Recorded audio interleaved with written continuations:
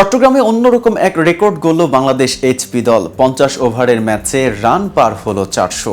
এমন বিরল রেকর্ডের দিনে জহুর আহমেদ চৌধুরী স্টেডিয়ামে আর কি ঘটল এ সম্পর্কেই বিস্তারিত থাকছে প্রতিবেদনের সাথে আছে আমি মেহেদী হাসান।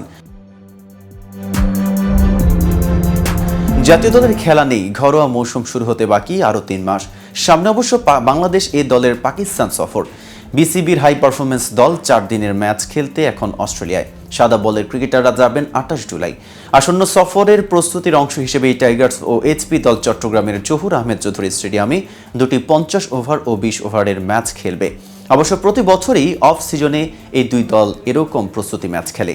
তবে আজ দুই দলের প্রথম 50 ওভারের ম্যাচটা এক অন্যরকম ঘটনার জন্ম দিল। টাইগার্সের বিপক্ষে আগে ব্যাট করে এইচপি দল 3 শতকে করেছে 5 উইকেটে 403 রান।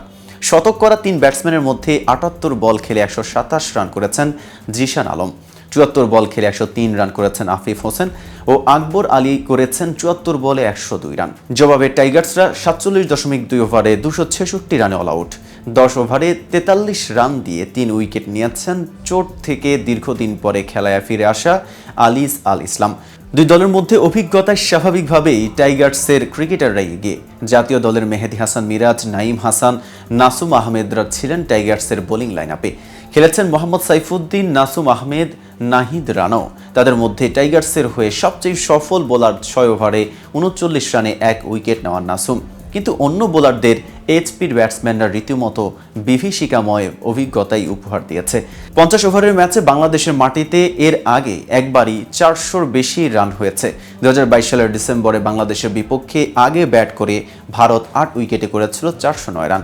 সে ম্যাচটিও হয়েছিল জহুর আহমেদ চৌধুরী স্টেডিয়ামে। দ্বিতীয় সর্বোচ্চ 4 উইকেটে 393 রান করেছে প্রিমিয়ার ক্রিকেটের দল আবাহনী। আজ জিশানের 127 রানের ইনিংসে ছক্কা ছিল 13টি। জিশান অবশ্য আরও বড় লক্ষ্য নিয়ে খেলেছিলেন। ম্যাচ শেষে তিনি সাংবাদিকদের বলেছেন, 200 করার সুযোগ ছিল, উইকেটটা ভালো ছিল, ভালো খেলেছিলাম। যদি পুরো ইনিংস খেলতে পারতাম তাহলে 200 হতো। বড় রানের পেছনে চট্টগ্রামের ভালো উইকেটের ভূমিকার কথাও বলেছেন জিশান। ধারাবাহিকভাবে এ ধরনের উইকেটে খেললে ব্যাটসম্যানদের খেলার ধরনেও পরিবর্তন আসবে বলে মনে করেন এই তরুণ।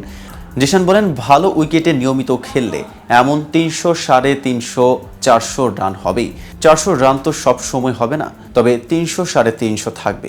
আর শুরুটা যদি ভালো হয়, যেমন আজ আমি ভালো শুরু করেছি, পরে আফিফ ভাই ও শেষে আকবর ভাই অনেক ভালো ফিনিশিং করেছে, তাহলেই ভালো হবে। আজ এ পর্যন্ত এতক্ষণ সাথে থাকার জন্য ধন্যবাদ। নিত্য নতুন সকল আপডেট পেতে কেটিভি ক্রিকেটের সাথেই থাকুন।